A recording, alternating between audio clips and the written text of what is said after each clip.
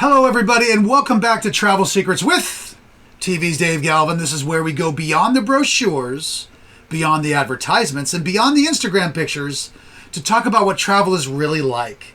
And before we get started, go ahead and hit that like button, that follow button, that subscribe button, and that share button. I want you to hit all four of them simultaneously. It actually really helps us a lot on this podcast. Today, we're going to talk about a subject that fascinates a lot of people. And that's how the wealthy vacation differently. Now, before we get started, let me make something very clear. When I say wealthy, I'm not necessarily talking about the billionaires flying private jets to a private island where a butler is waiting with a bottle of champagne. Yeah, those people exist. And yes, those vacations have always fascinated me personally. I mean, who wouldn't want to be on one, honestly? But what really interests me is the difference between somebody who has plenty of money and somebody who simply has plenty of money and understands how to use it to improve their travel experience. So here's the secret. Wealthy travelers don't necessarily spend a ton of money on everything. In fact, some wealthy travelers are incredibly careful with their money. What they often spend is money on something much more valuable than luxury. They spend money on time, convenience, privacy, flexibility, and peace of mind. And once you understand that, you start to understand why wealthy people can appear to be vacationing in an entirely different world. So the first difference is they don't necessarily look for the cheapest option. So let's start with something that does sound obvious. If you have a limited travel budget, you're probably going to look for the cheapest airfare, the cheapest hotel, the cheapest rental car, the cheapest excursion. And that does seem, reasonable. And there's nothing wrong with that. Hey, I do that myself. But somebody with significantly more financial flexibility may look at the decision completely differently. Instead of asking what's the cheapest, they may ask, what's the best use of my time? That's a completely different question.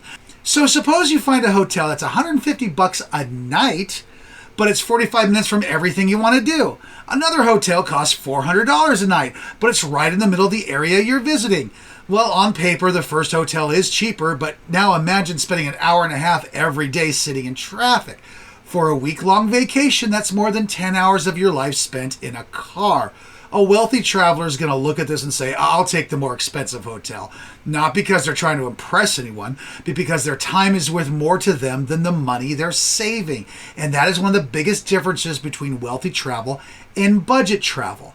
They buy time, and that's the biggest secret of all. The wealthy buy time. They're going to pay for airport transfers instead of figuring out public transportation. They're going to pay for a better located hotel. They're going to use a travel advisor to handle the research. They may pay for airport lounge access. They may book nonstop flights even when a connection is significantly cheaper. They're not necessarily trying to avoid spending money. They're trying to avoid wasting time. And think about how much work goes into planning a major vacation. I mean, you need to research flights and compare hotels and read reviews and book everything. And it's a lot of work. And then you have to put all of that information together into an itinerary that does work. And that's another several hours. So the wealthy traveler is going to say, here's what I want. Here's my budget. Here's what I want to experience. Just take care of the rest. And that's where a good travel professional can become extremely valuable. They also don't try to do everything. Here's another interesting difference. A lot of travelers approach a vacation with a checklist. I have to see this, I have to see that. I have to visit this museum, I have to go to this restaurant. I have to take this tour. And by the end of the vacation, man, they're just exhausted. Wealthy travelers often understand something that isn't always obvious, and that is you don't have to see everything. If you're going to Paris for 5 days, you don't need to visit every single museum. If you're going to Rome, you don't need to see every ancient ruin. If you're going to Hawaii, you don't need to drive around the entire island in a single day. Sometimes luxury is just simply having enough time to enjoy where you are. Sit down, have lunch, walk around, enjoy the hotel, or take a boat ride. I mean, that's still travel, and sometimes it's the best. Wealthy pay for privacy, and that's another major difference. For the average traveler, being around other tourists is simply part of the experience. You stand in a line, you get on a bus, you take a group tour, you share an excursion with 40 other people. And again, there's nothing wrong with that. I do it myself. The wealthy travelers often have the option of avoiding those situations. They may charter a private boat, hire a private guide. They may arrange private transportation. They may stay in a villa instead of a large resort. And the reason isn't necessarily that they're better than everybody else. It's just their privacy is valuable to them. And if you spent your entire life dealing with people, the idea of spending your vacation surrounded by complete strangers may not sound relaxing. Sometimes luxury is simply just being left alone. The wealthy know where to spend their money. This is where I think people misunderstand luxury travel. Luxury doesn't mean throwing money at everything. A smart, wealthy traveler knows where money will improve the experience. Airfare is a great example. Maybe you don't care about first class, that's fine. But if you're taking a 12-hour overnight flight, suddenly the value of a better seat becomes much more significant. Or maybe you're traveling somewhere where the airport isn't 2 hours away from your hotel. A private transfer might suddenly make sense. Maybe you're visiting a famous attraction where the line's going to take 3 hours. All right, time for a private tour. It's going to be worth paying for. But maybe there's a restaurant where the $200 tasting menu isn't actually better than the $60 restaurant that happens to be around the corner. A wealthy traveler who stays wealthy understands the difference. They don't spend money just because they have it. They spend it when it produces something of value. And they plan ahead. Now that's something that may surprise you. Some of the best luxury travel experiences aren't created at the last minute. They are planned months in advance, sometimes much longer. Why? Because the best rooms are going to sell out, the best villas sell out, the best guides have limited availability, and so forth. The wealthy traveler may decide in January that they're going to go to Italy in September, but by the time September arrives, the major pieces are already handled.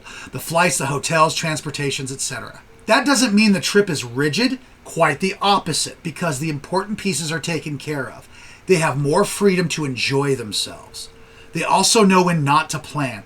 Now, here's the other side of the coin. You don't want to plan every minute of your vacation because I've seen itineraries that look like military operations. At 7 a.m., you're going to eat breakfast, 7:32, leave the hotel, 8:05, museum, 10:14, walking tour, 12:03, lunch, 1:17 historical site, 3:42 shopping, 5:08 back to hotel, 6:30 dinner, 8:04 show. Look, by day 3, everybody wants to kill this person who planned this thing. The wealthy traveler may have a private guide booked for the morning and absolutely nothing scheduled for the afternoon. That's intentional because flexibility is part of luxury. You can wake up and decide what you feel like doing. You don't have to sprint from one attraction to another. They travel for experiences, not just possessions.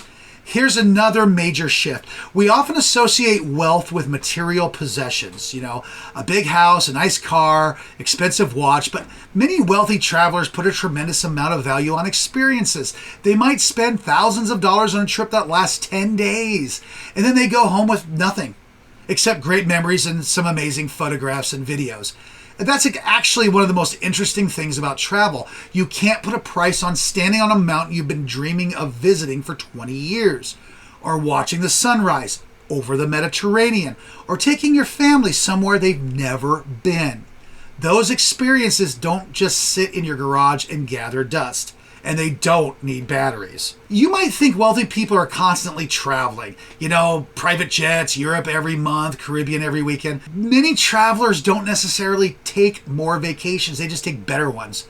They may take fewer trips actually, but each trip is carefully designed around what they want. Instead of taking 5 mediocre vacations, they might take 2 extraordinary ones. And that's a very important lesson for everybody.